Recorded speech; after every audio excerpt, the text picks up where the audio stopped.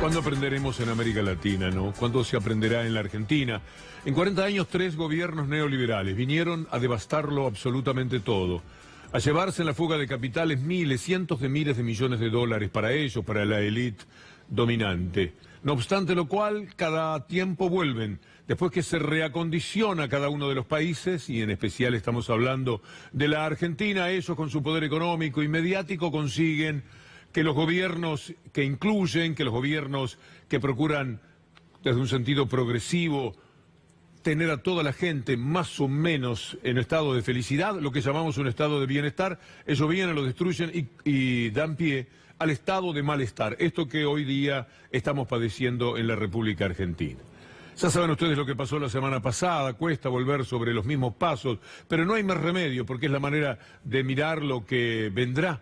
Hoy se presentaba el nuevo ministro de Economía, un hombre tomado de la provincia de Buenos Aires, que ha hecho estragos también en la provincia con la deuda y con los trabajadores, pero que, como no había otro que aceptase el lugar que estaba dejando Duhovne, pues entonces lo convencieron de que se hiciera cargo de lo que será un ministro de Economía por un tiempo, sin tener absolutamente nada para hacer. Si es que pensar hacer algo no podrá. Pero lo notable fue que al ir los periodistas a esperar a la Cunza que iba a la clinta, a los abrojos de Macri, se encontró con muchísima gente que llegaba con los bolsos de jugadores de fútbol, porque Macri tenía un campeonatito de fútbol en los abrojos y entonces esto tuvo que alternar con la palabra de la Cunza. La insensatez es común. No nos olvidemos que fue, después de jugar un partido de pádel con ropa deportiva, a ver a los doloridos familiares de las víctimas del Ara San Juan. Y así siempre, como si estuviera en otra, como si no pudiera darse cuenta de qué es lo que pasa. Y uno a veces se pregunta, ¿es que de veras será que no se da cuenta? Miren ustedes lo que está ocurriendo mientras tanto en el país. Cuando transcurría ese partido, allí está la pelota, mírenla, miren qué prolijito todo, qué expectativa. En estos momentos uno no sabía quién podía comprar carne en la Argentina, porque subía el 15% los ganaderos.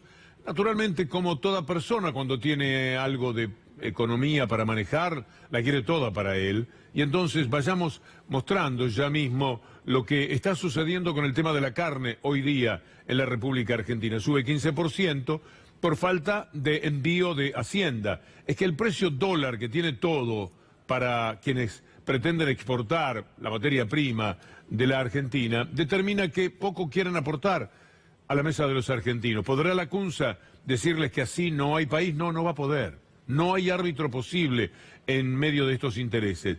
Durante la primera quincena de agosto, la canasta básica subió 1,9 en Buenos Aires, pero hoy y mañana, sobre todo hoy, han remarcado de una manera tal que tendremos una gran sorpresa al llegar al supermercado en la próxima jornada. No les marcha nada bien. Los autos han bajado más del 40% de la fabricación en un año. 40% menos de autos. Una industria que tiene muchísimo que ver con el trabajo de calidad. Las ventas de autos 0 kilómetro acumulan una caída del 47%, la mitad en lo que va del año 2019. Y no se salvan ni los niños, que hay quienes piensan que tendrían que ser los únicos privilegiados, pero llegó el Día del Niño y las ventas, que habían caído estrepitosamente en el 2018, volvieron a caer. Por encima de aquello todavía más, la recesión y la última corrida del dólar golpearon con fuerza las ventas del Día del Niño. 12% cayeron. Javier Lecove escribe en página 12 de hoy una nota, o este el fin de semana, en la que dice: Macri pide perdón, pero los precios no perdonan, y vayamos por partes a lo que está señalando. En arroz, las subas del precio de fábrica son del 9,2%. Hay distintos tipos de arroz, pero esto es lo que sucede en general. Algunos aumentan más. En infusiones se anunciaron subas desde este lunes del 18%, té y café 18%, carne vacuna, aviar y porcina también están subiendo. El ganado vacuno en pie registró un incremento de entre el 20 y el 25% y el porcino un 20%. ¿Y qué más tenemos de esta nota de Javier Leukovic? Los hilados de algodón subieron un 15% y los sintéticos 20%. Así todo, cada día. Y mañana va a ser peor, y pasado ni hablemos. Y cuando termine esta semana con los dislates que seguirá cometiendo el gobierno, vamos a estar en enormes dificultades. Mire lo que son los electrodomésticos. Un mercado siempre firme, siempre fuerte. El mercado tampoco está normalizado, aunque los repuestos ya están llegando, pero con un 10% de aumento que se va a trasladar naturalmente a los productos. Hay algo más que queramos rescatar de la nota que muy bien está titulada: Macri pide perdón, pero los precios no perdonan. Y Macri, además de pedir perdón por las cosas que dice, sigue justificándose. Hay una síntesis que hizo Sobredosis de TV, en la cual queda patentizado muy pero muy claro cómo Macri encara su labor de gobierno, siempre pensando en que la culpa la tiene el otro, aquel o este otro, o en materia política, siempre los adversarios que él con los medios de comunicación estigmatizó, pensando que nunca más iban a volver y que si no volvían ellos, pues entonces él, el neoliberalismo, gobernaría de por vida.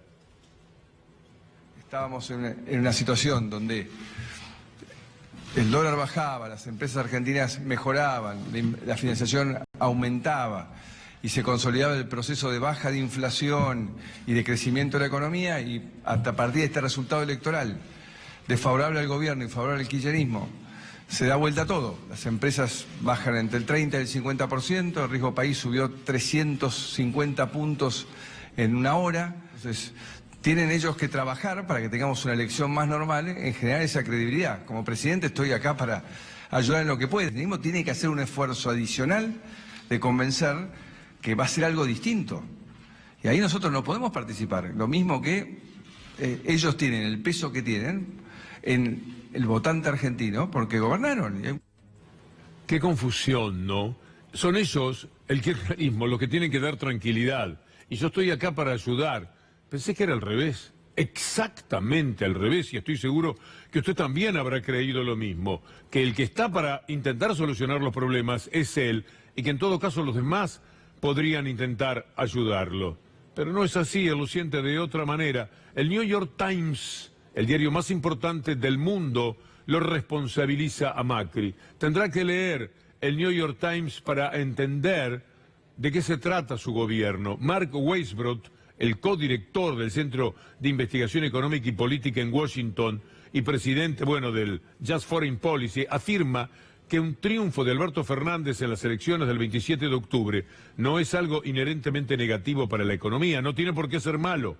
Si se observan los indicadores económicos y sociales más importantes, dice el New York Times, los gobiernos de los Kirchner estuvieron entre los más exitosos del hemisferio occidental. Esto lo subraya el columnista, quien anticipa que la Argentina deberá negociar el acuerdo firmado el año pasado con el Fondo Monetario Internacional. La alternativa kirchnerista no tiene credibilidad ante el resultado adverso al gobierno y favorable al kirchnerismo. Debería hacer una autocrítica al kirchnerismo. Y el kirchnerismo tiene más responsabilidad todavía. El kirchnerismo ya gobernó. El kirchnerismo tiene que hacer un esfuerzo adicional. Hoy el kirchnerismo tiene muchísima más responsabilidad. El New York Times le está diciendo todo lo contrario, que el kirchnerismo fue lo último exitoso en el hemisferio occidental como gobierno. Es verdad, la Argentina estuvo dentro del estado de bienestar hasta el 2015. Basta mirar la cantidad de personas que trabajaban, el salario que tenían, lo que ganaban los jubilados, la forma de ir incrementando el salario de los jubilados, el hecho de que había una alta inflación, pero era superada siempre por el salario, y lo que se podía hacer por las personas que tienen una discapacidad, y a los chicos se les dio la AUH por primera vez, nunca había existido algo por el estilo, acaso con el peronismo, pero parecido nada más, la AUH. Estaba todo mejor, el niño, el anciano, el trabajador, todos estaban mejor, era un estado de bienestar. Lo dice el New York Times, que no es precisamente Pravda de Moscú, Miren lo que está diciendo, volvamos a esto. No es algo inherentemente negativo para la economía que Alberto Fernández gane las próximas elecciones. Si se observan los indicadores económicos y sociales más importantes, los gobiernos de los Kirchner estuvieron entre los más exitosos del hemisferio occidental. Y usted se preguntará, ¿y entonces por qué lo cambiamos? Y lo cambiaron sin discutir una sola política pública. Lo cambiaron no por lo que hacía, sino por lo que le acusaban desde los medios de comunicación dominantes y desde ese neoliberalismo que pretendía volver para hacer sus negocios, Clarín, Nación, Macri, Mindlin, Caputo, toda una runfla de personajes que efectivamente se quedaron con el país como nunca había ocurrido y con políticas públicas que llevaron a los argentinos al hambre, a la desolación, a la falta de trabajo. Llega un nuevo ministro de Economía, escuchémoslo como forma de presentación. No voy a hacer ningún anuncio hoy, tampoco eso incluye ninguna desmentida de ninguna versión. Ayer estuve con el ex ministro de Economía, con Nicolás Dujovne, estuve con el presidente del Banco Central, con Guido Sangleris, donde repasamos y me pusieron en auto. Un raconto de lo que ha hecho. Lo que no puede decir es lo que va a hacer, porque no puede hacer nada, nada. Pensemos en cualesquiera de los problemas que hoy día tiene la Argentina. ¿Qué podría ser este ministro de 4 meses? Con todo respeto, nada, pero además sus antecedentes tampoco lo ayudan. Es un hombre preparado y todos ellos han pasado por Harvard, por Cambridge y por toda esa historia que después nos trae tipos como Dujovne a manejar el país. Posiblemente sea más talentoso que Dujovne, sea más capaz, pero ¿qué puede hacer? Y además viene de la provincia de Buenos Aires. Endeudó a la provincia en términos relativos más que el propio gobierno nacional, en dólares. ¿Quién va a pagar eso? La provincia de Buenos Aires. ¿De dónde va a sacar dólares? Una insensatez. Destrató a los trabajadores. Saben ustedes la relación que tuvo con los docentes, con los médicos, con SICOP, esa institución que tiene un 75% de médicos, miles y miles de médicos. Escuchemos a Marta Márquez, su representante, y después a Roberto Baradel para trazar un poco el perfil del nuevo ministro de Economía. Hernán Lacunza fue el ministro de Economía que llevó adelante la política de ajuste que implementó la gobernadora Vidal en la provincia durante todo el tiempo de su gestión. En relación a la salud pública, lo que podemos decir es que tuvimos para el 2019 el presupuesto para salud más bajo en la historia de la provincia.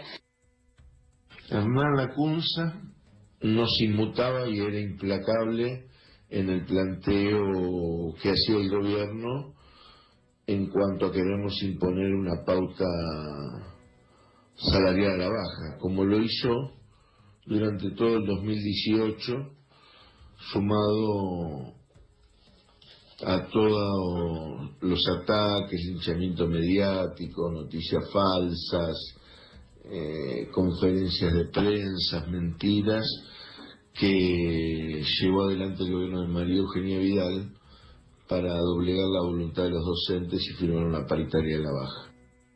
Es un perfil muy preciso, muy exacto, el que realizan ambos sindicalistas. Lacunza es así, ha trabajado fuertemente para el sistema, para el establishment, y en ese sentido nada en él va a cambiar. Por supuesto, mejor que Dujovne.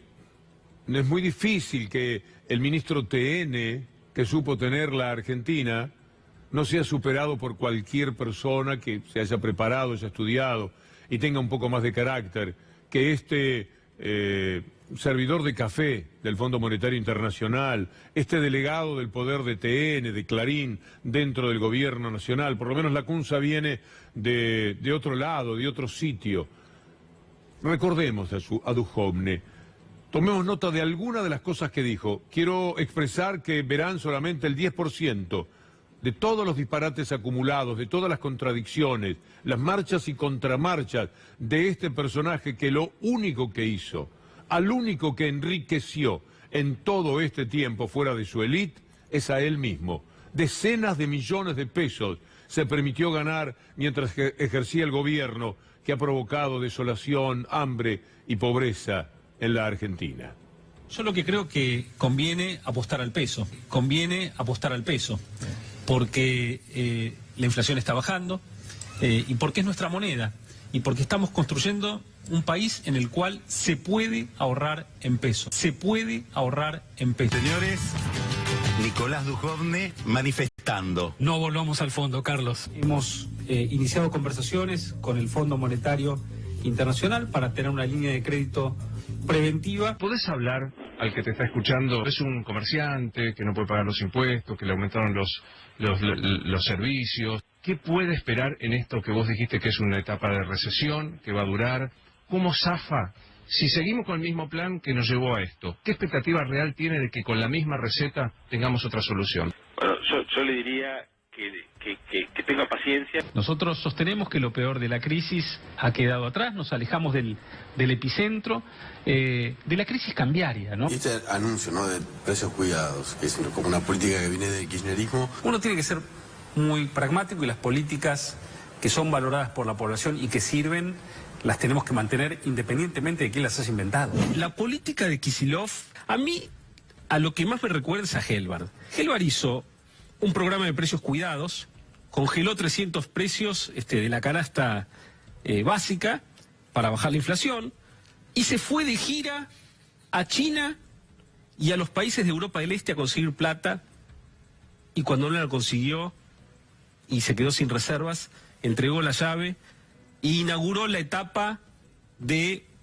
15 años de muy alta inflación de la Argentina. Y este anuncio, ¿no?, de precios cuidados, que es como una política que viene del kirchnerismo. Uno tiene que ser muy pragmático y las políticas que son valoradas por la población y que sirven las tenemos que mantener independientemente de quién las haya inventado. Hemos decidido recalibrar nuestras metas de inflación. Planteaban una inflación del 5% en el año 2019 y ese objetivo ha sido trasladado al año 2020, así como el objetivo del 10 ha sido trasladado al año 2019.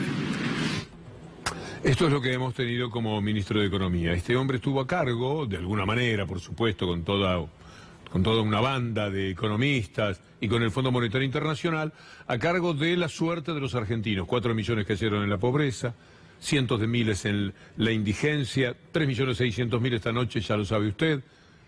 No van a acostarse, no ya bien comidos, sino mínimamente con un alimento en el estómago. 51%, 49% de chicos, no dije bien el 51%, en situación de pobreza, 35, 36% de momento de pobreza.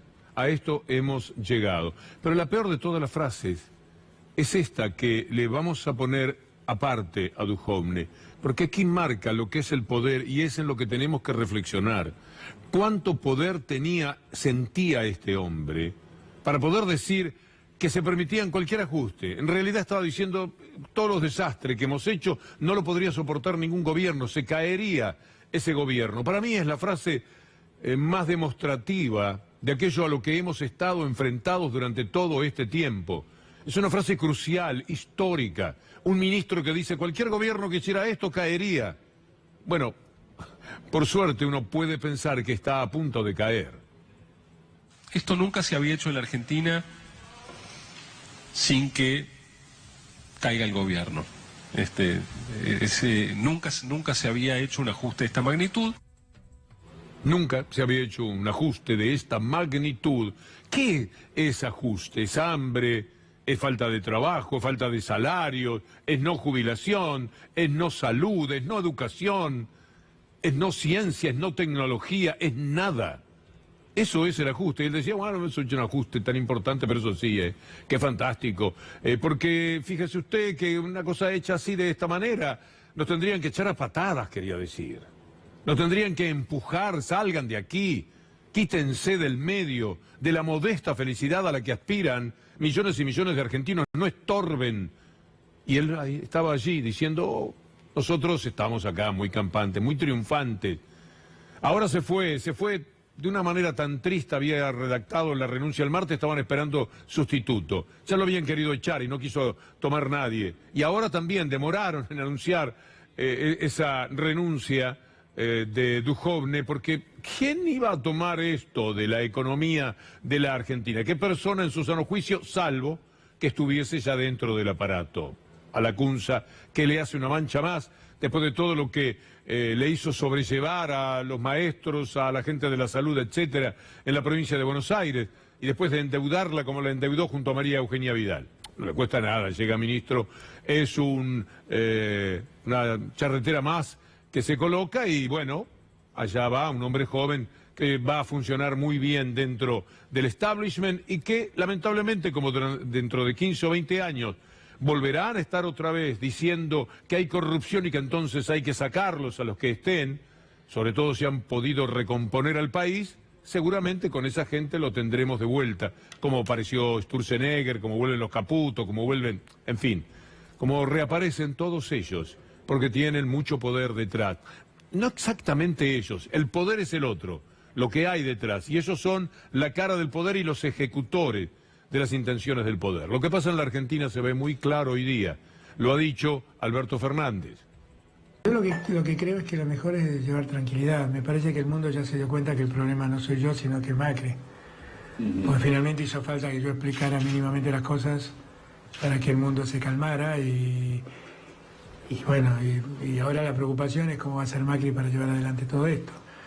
Y la verdad es que yo quiero ayudarlo a que haga las cosas bien, esta es la verdad.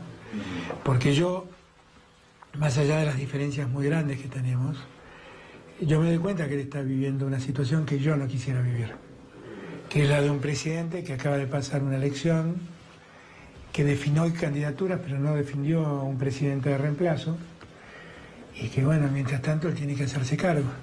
Y por eso le digo, pensate presidente, no te pienses candidato, porque si vas a actuar como candidato, te vas a tentar en hacer cosas que van a hacer más daño todavía. Yo me siento muy incómodo teniendo que ser yo el que explica los incumplimientos de Macri. Es muy injusto, porque Macri además incumplió todo el acuerdo. Yo tomo estas declaraciones de Alberto Fernández como la de un candidato que quiere ser respetuoso, moderado, tranquilo, sabe cómo está la situación, que no quiere echar más leña al fuego, pero Duhovne es nada más que el che pibe del Fondo Monetario Internacional.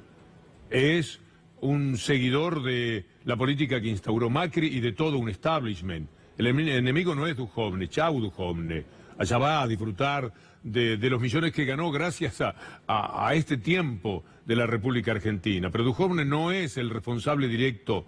Duhovne es apenas un ejecutor, alguien que dio la cara. Duhovne es nada en nuestra vida. No vayamos a perder de vista, Alberto, que aquí hay Fondo Monetario Internacional, aquí hay un establishment económico y mediático de tremendo poder y profundamente mafioso, al que hay que enfrentar. O no es mafia que el Fondo Monetario Internacional le dé 57.000 millones de dólares para que los administre Duhovne con Macri, para la campaña política de ellos, para la campaña electoral. Es una obscenidad. Si nos quedamos cortitos mirando a Duhovne, perdemos el tiempo. Duhovne es una anécdota. ¿Usted se acuerda de Caputo? ¿Qué me dice de Sturzenegger? Viva la cara de ellos, ¿por dónde andarán?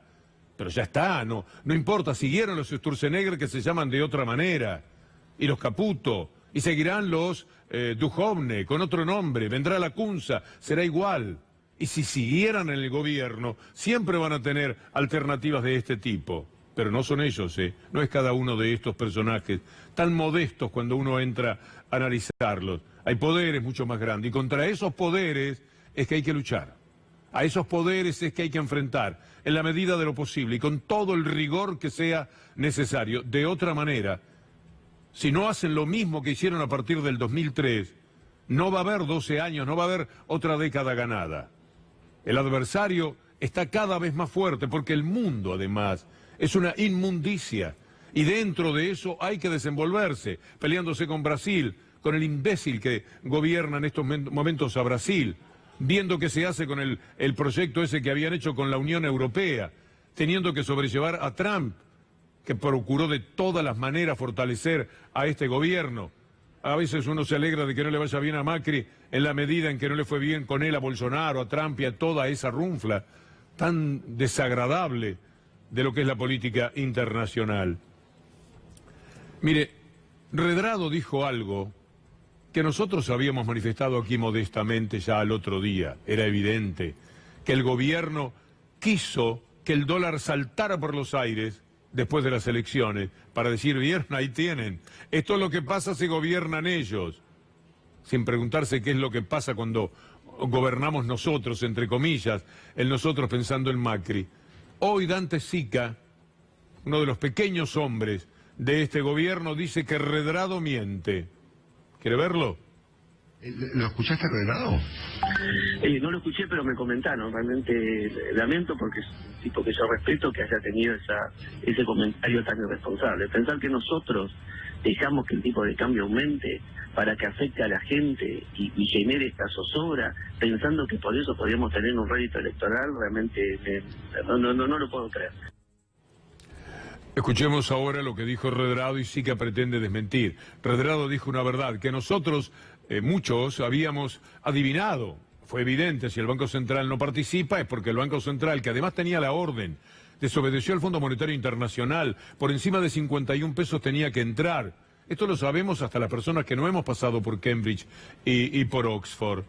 ¿Por qué no lo sabían ellos? Tenían la obligación de actuar, la obligación legal de hacerlo. Y pusieron en el Banco Nación el dólar a 51. He visto analistas a los cuales se les escapa ese detalle. ¿Cómo que en el Banco Nación, de buenas a primeras, el lunes, al otro día de las elecciones, el dólar estaba a 51, si estaba a 45 el viernes, cuando nos fuimos a dormir sin que Macri nos mandara a dormir? Era evidente que lo hicieron a propósito. Pero lo que sí que desmiente es algo dicho por quien fue presidente del Banco Central, como Martín Redrado. El presidente dijo el día lunes que el dólar se vaya donde se tenga que ir, de manera tal que los argentinos aprendan a quién votaron, y que haber votado lo que se votó el domingo fue haber votado más devaluación y más inflación. Arnaldo Bocco, que también conoce muy bien lo que es el Banco Central, dijo lo suyo. El gran problema que tiene el esquema actual es que en un contexto inflacionario de 5% que tengamos en los próximos 2 meses de inflación, en realidad la reducción del IVA no se va a trasladar a la reducción del precio de compra de los consumidores en el mercado, pues se lo va a llevar puesto la suba inflacionaria. Y es muy poco probable que le llegue al consumidor. Mire qué locura. Dejan subir el dólar, que se vaya, sabiendo que atados al dólar van los precios, los salarios, absolutamente todo, y que se va para abajo. No les importó nada, querían una revancha contra esos votantes que los habían desairado. Y después salen a luchar contra los precios sacando el IVA. Una promesa que hizo cuando prometía cualquier cosa, pero que por supuesto no cumplió nunca, porque es difícil de cumplir, porque las provincias están perdiendo más de 50.000 millones de pesos con esta jugarreta electoral que se manda Mauricio Macri, porque no sabe qué hacer, ni con su vida ya sabe qué hacer, mucho menos con el país. Y entonces anuncia el IVA. El IVA, que además, siendo justos, era algo propuesto no hace demasiado tiempo, pero en otros términos por Alberto Fernández, y propuesto por todo lo alto por Sergio Massa hace ya un tiempo. Y a Sergio Massa le respondió el inadmisible Marcos Peña. Vale la pena esto que prepararon nuestros compañeros de Sobredosis de TV. ¿Qué estamos planteando? La eliminación del IVA de todos los productos que conforman la canasta básica de alimentos. Massa es una persona tribunera que dice lo que quieren escuchar la gente para tratar de llegar al poder. La chantada que presentaron ahora, así lo digo, porque es así. ¿Qué? De la iniciativa del bajamos los precios. Porque tiene un costo fiscal imposible, Ale, bien lo sabe. Vamos a eliminar el IVA de los principales alimentos que consumen las familias argentinas. Así están las cosas. Dejan que el dólar se vaya, los precios van con ellos, van atados y salen a correrlos detrás con el tema del IVA, que además es una cuestión de que tiene enormes dificultades. Mire, vamos a escuchar a Osvaldo Bassano, ese gran luchador a nombre de los consumidores, a ver cómo ve esto. El gobierno, con referencia al IVA, es neutral, no hace absolutamente nada por el incremento que hubo de alimentos desde el lunes en adelante. Es decir, que esto simplemente quiere neutralizar entre el 20 y 30% de incremento que hubo en estos días, y como es un 17 o un 9%, depende del alimento que se le aplica el IVA, ni siquiera se va a sentir en el bolsillo del consumidor, que no tiene ningún incremento en sus ingresos. Esto es perjudicial, y no nos olvidemos que entre noviembre y diciembre va a haber aumento de los servicios públicos porque se incrementan aquellos diferimentos que se estimaron.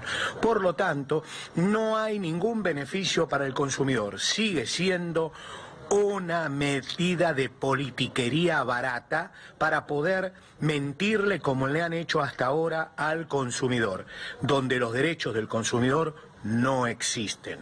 La mayoría de estas medidas, por ejemplo, vos devolvés el IVA en algunos productos y lo que de verdad haces es hacer que el aumento que va a sufrir ese producto como motivo de la devaluación de algún modo se minimice o se neutralice con la quita del IVA. Pero también hay que tener cuidado en este punto, porque la historia cuenta que todas las veces que vos tocaste el IVA, eso sirvió para que la diferencia se convierta en utilidad de los empresarios.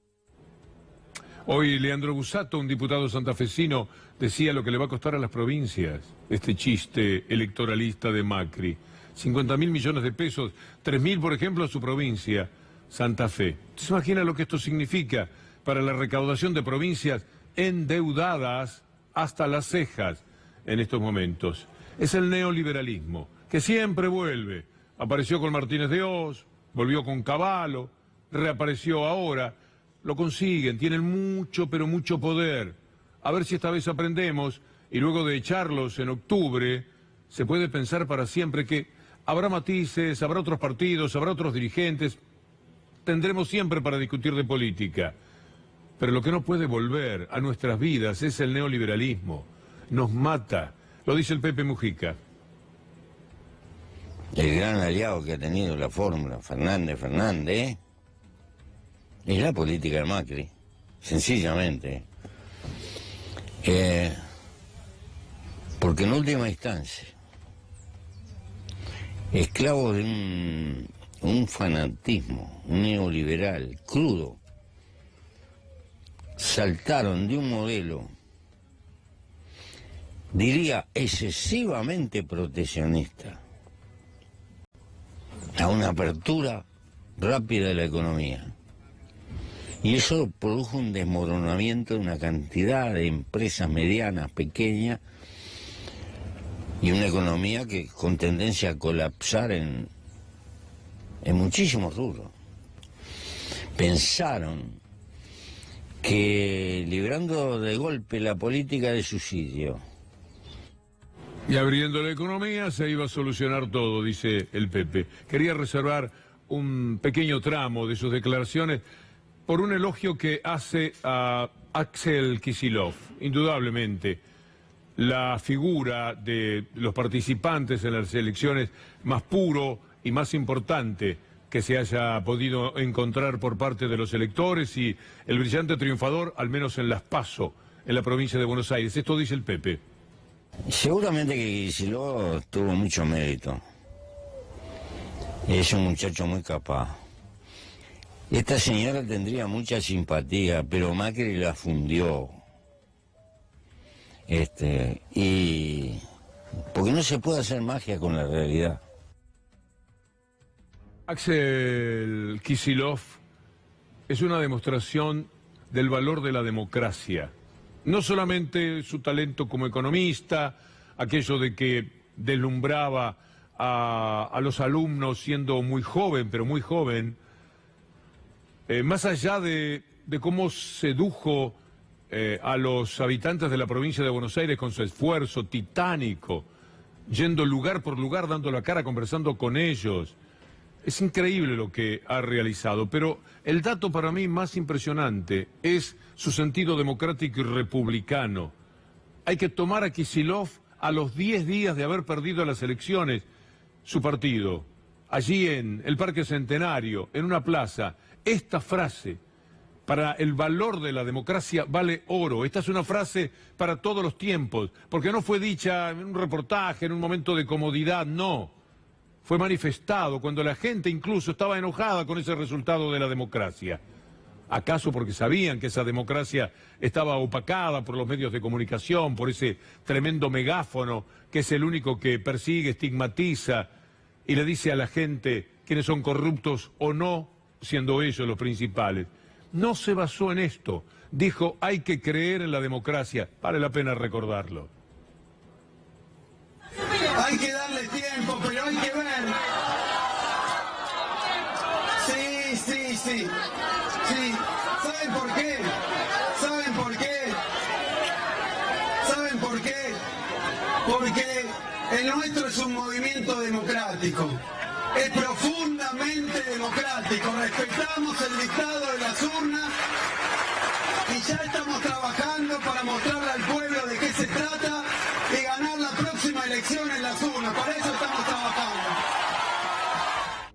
No se puede pedir más coherencia. No se puede pedir más fuerza moral que la que Axel Kicillof demostraba en aquellos días.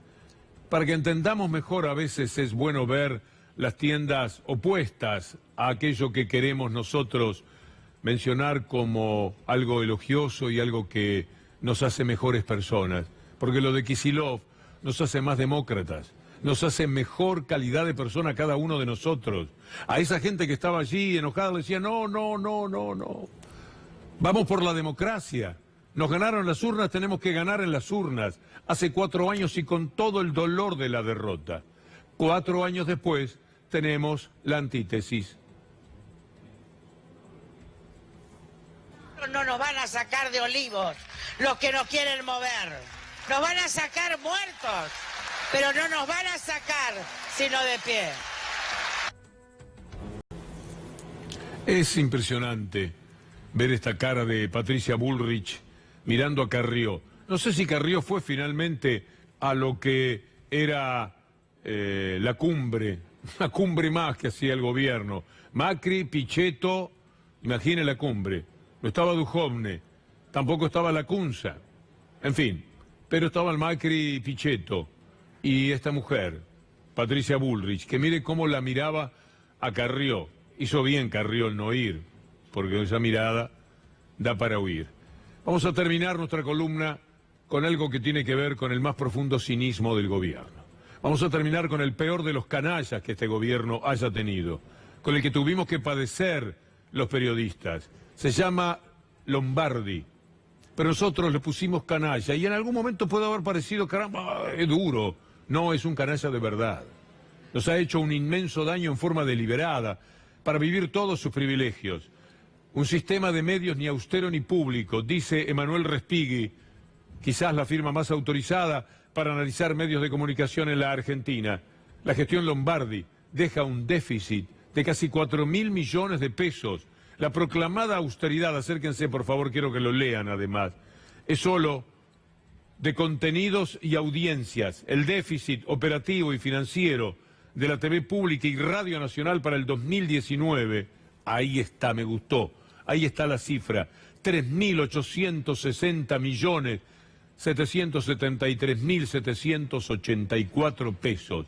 Este chanta que ha dicho estos disparates, no sé si tenemos los tiempos, pero vale la pena recordar el último dato que es demoledor. La radio y la televisión argentina, de la que depende la TV pública y Radio Nacional, tendrá un déficit total de más de 3.800 millones de pesos. ¿Sabe cuántos años del fútbol para todos era esto? 2 años. 2 años que toda la población pudo haber visto el fútbol y no que la tuviera secuestrada, lo mañeto, los torneos y competencia, lo mafioso del fútbol y de la vida política de la República Argentina. Para los que trabaja este personaje, que ha dicho cosas como estas. ¿Cómo está tomando todo lo que está pasando en Telam? Sí, muchos despidos. Sí, claro, en todos lados. Todo el mundo se está reconvirtiendo en el mundo periodístico. Nosotros pensamos que estamos llevando efectivamente los medios públicos a ser pluralistas, democráticos y obviamente si se había pasado de una planta de 400 personas a una de 980, había que racionalizarlo. Es doloroso, pero los que lo hicieron fueron unos grandes irresponsables. ¿Por qué usted en noviembre de 2017 dijo que no iba a haber despidos en los medios públicos? En noviembre de 2017 en La Nación Más. ¿Ha habido un pedido por parte de Jefatura de Gabinete para achicar el personal del área que está a tu cargo? No. No,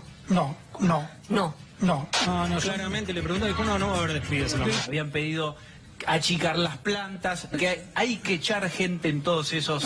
Eso es simplemente es la idea permanente del miedo al cambio. Yo lo que te digo, obviamente en Canal 7, en Radio Nacional, no hubo despidos, porque se pudieron llegar a situaciones difíciles, pero con acuerdos, pero en Telam no fue posible. ¿Va a haber reincorporaciones? No, bajo ningún punto de vista. ¿Fue demasiado optimista cuando se prometió pobreza cero, que la inflación se iba a bajar, que los jubilados iban a estar mejor? La pobreza cero fue una Ahora dicen que es un horizonte, pero en la campaña no decían horizonte, pobreza cero.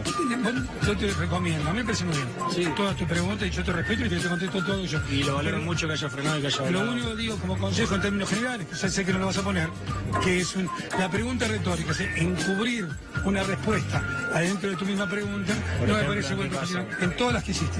En todas. Sí, todas. Yo el peor de todos podría titularse, pero esto lo decimos en función de que nos ha tocado de cerca a los periodistas, 4.000, 3.500 periodistas sin trabajo por él, periodistas echados, empujados, Telam, ninguneados, en una lucha apasionada por seguir dentro de la profesión. Es atroz lo que ha hecho. Yo digo el peor de todos por eso. Pero, ¿cómo elegir al peor, al menos republicano, al menos democrático, o al que más daño le haya hecho a la vida de los argentinos prescindiendo de Macri? Sería imposible. La columna sigue mañana, Dios mediante, pero ahora continúa el diario con Luli.